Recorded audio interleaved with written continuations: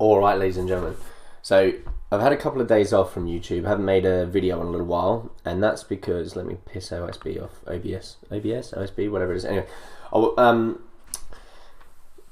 I was touching on political things and stuff like that, and, you know, the way the sort of left, sort of liberal Democrat or left side of the political spectrum loves to just attack all the time, and the right responds, and generally the right is a bit more fact driven and things like that.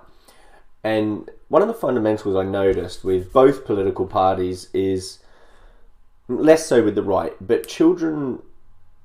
children kind of get forgotten about in lieu of arguing with our political opponents about what's right and what's wrong and how things should be done in the world and things like that. And I think in part it's because they feel like, I think they just get distracted.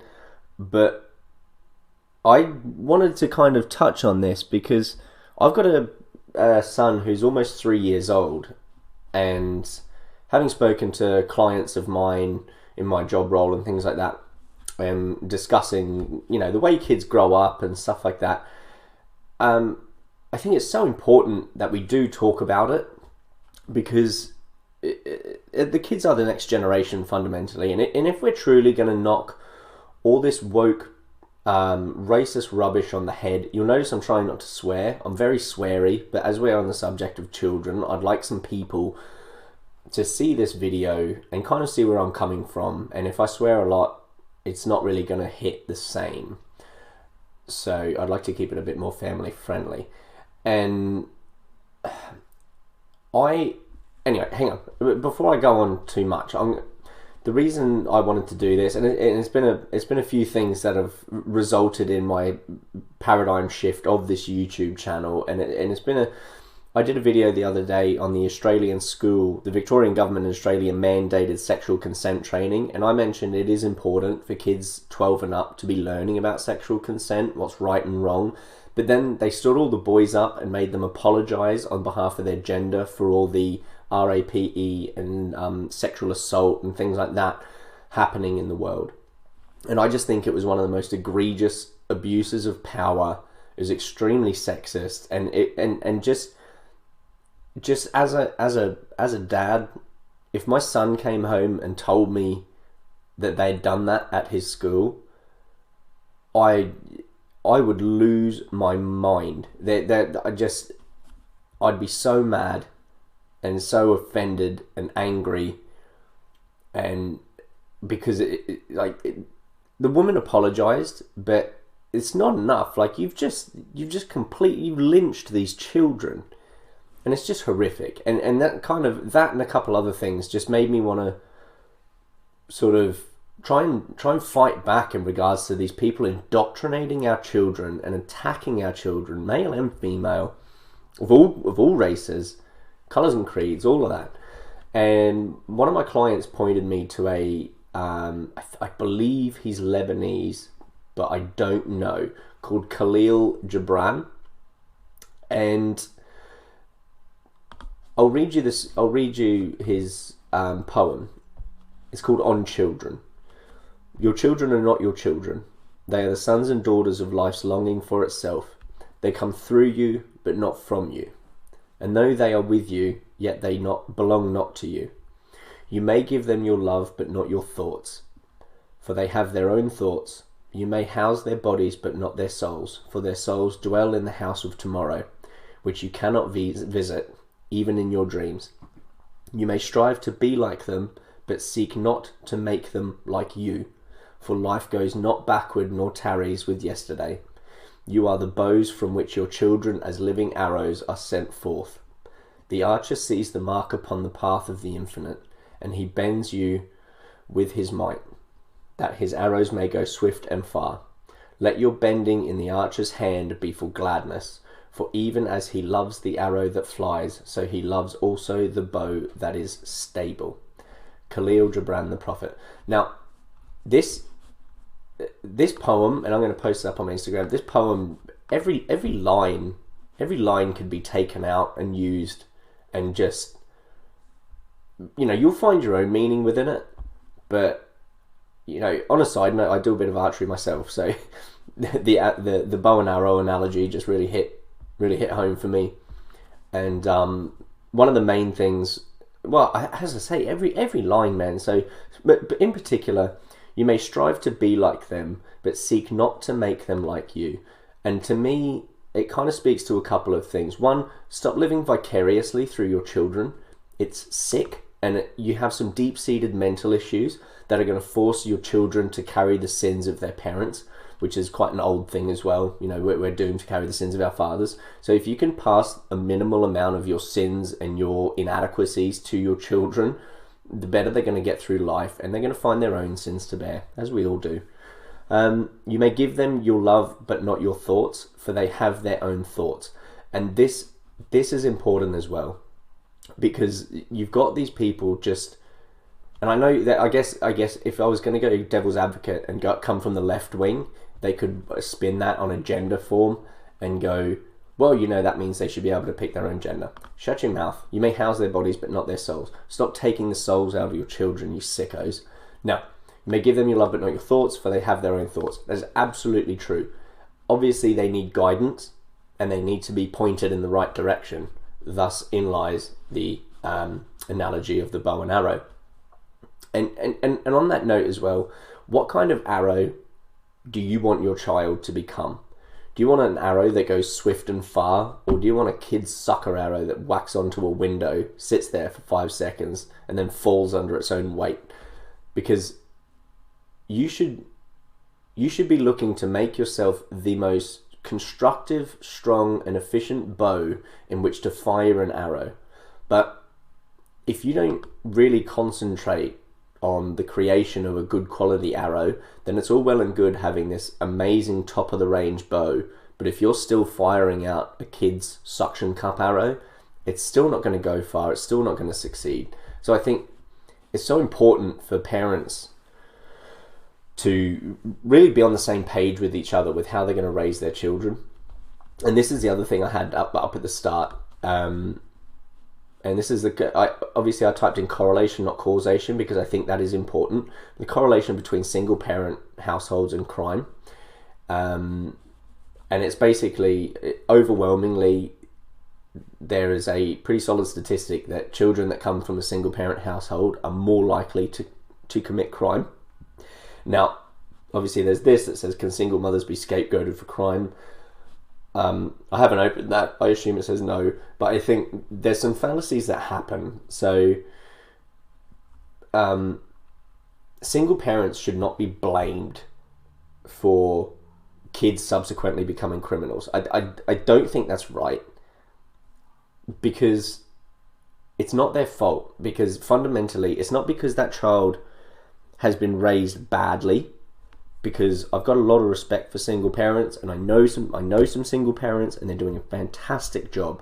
But on the other side, you're creating a poor foundation fundamentally.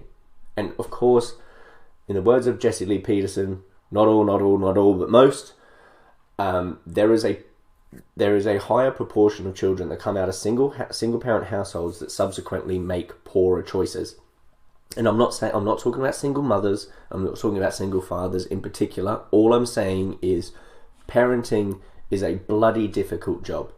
It is extremely difficult. Now, I don't pretend to be an expert on parenting. One of my favorite analogies for being a parent is no one knows what they're doing.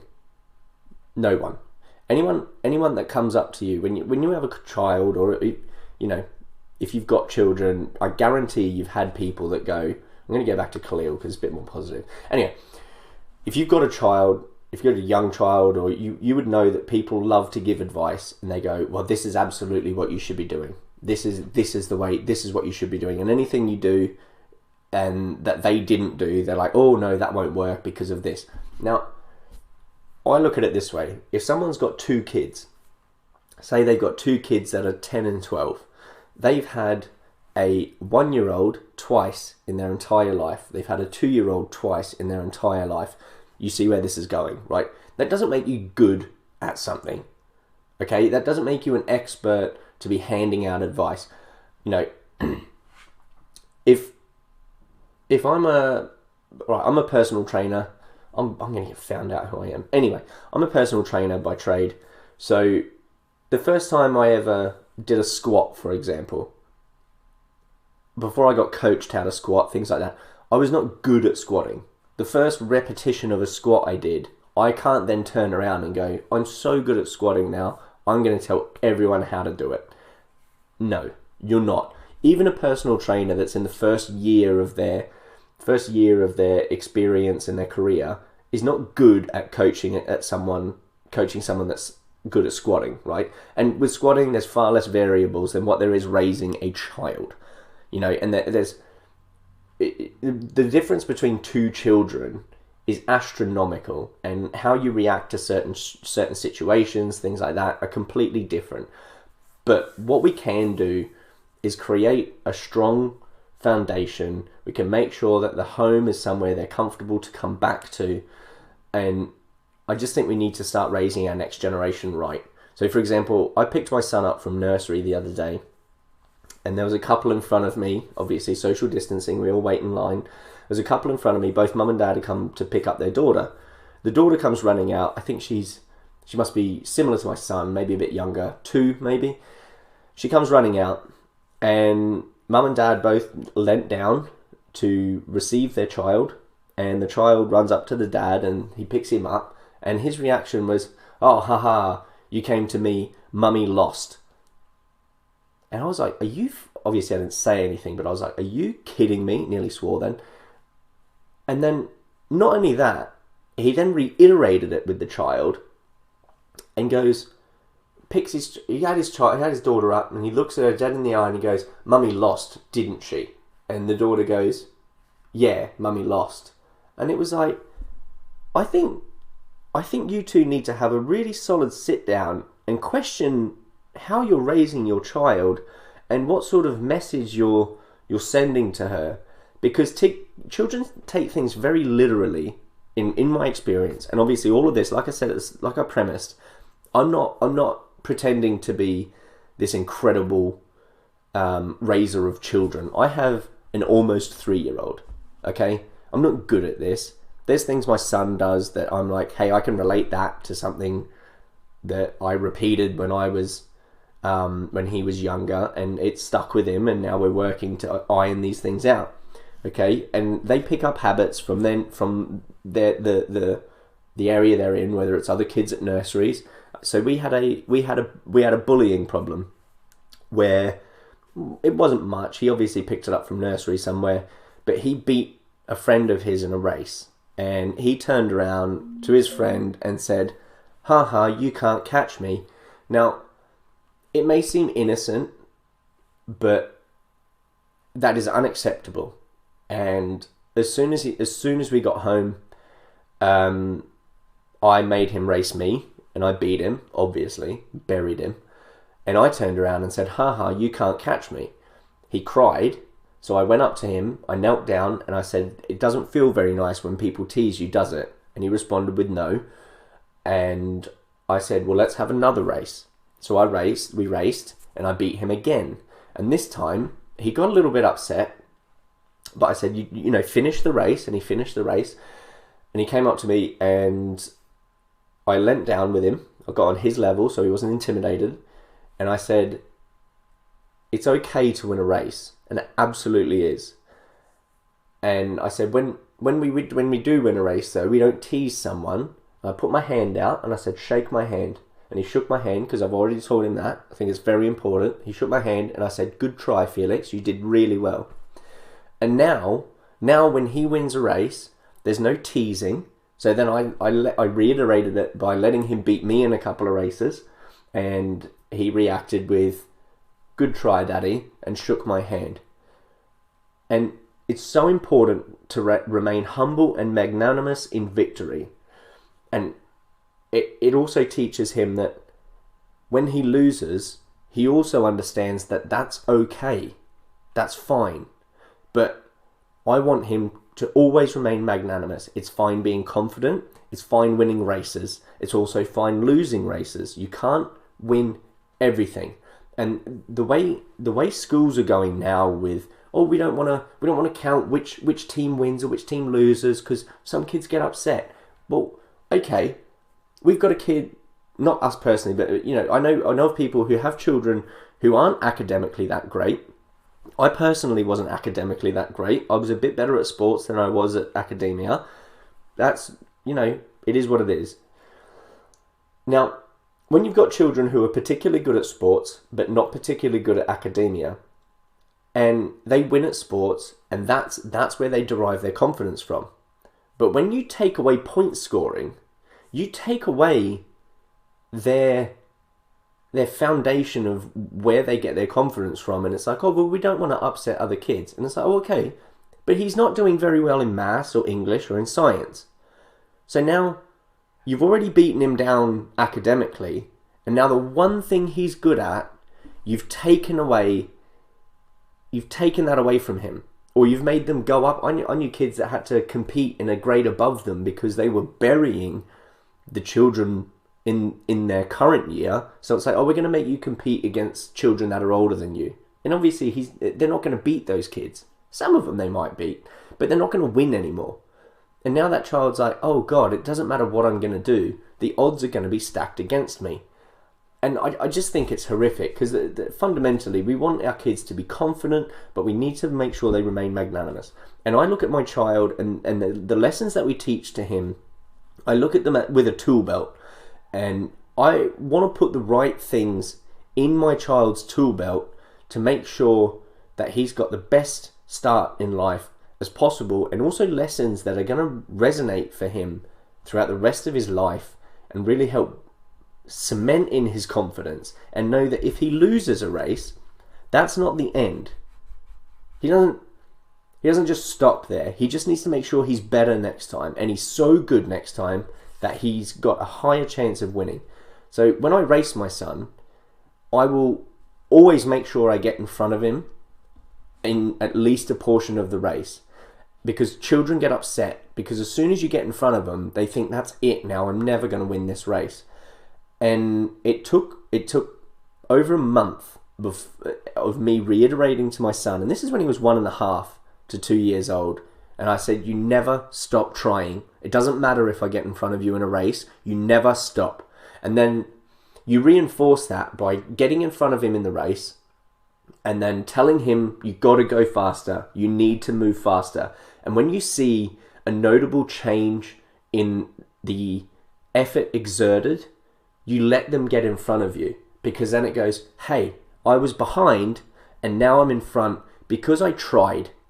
Yeah. And I don't beat him in races now, apart from when I had to deal with the bullying thing, because I need him to just, for now, it's just about trying.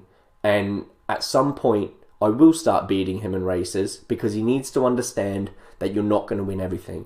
Now, I don't want to get too further on, because obviously I'd like to continue this topic. And this was just a kind of off the cuff one. So next time I'll have some more tabs pulled up, because I know, and please like, comment, and subscribe, and what you think about this. And I don't want to reveal my face, because the situation I'm in at the moment, and I got asked by Turning Point UK to be a bit more of a active contributor, and I do want to do that, but I don't know what the stipulations are on having to reveal your face or anything, because I'm a migrant. I'm Australian, but I migrated from Australia to be with who is now my wife.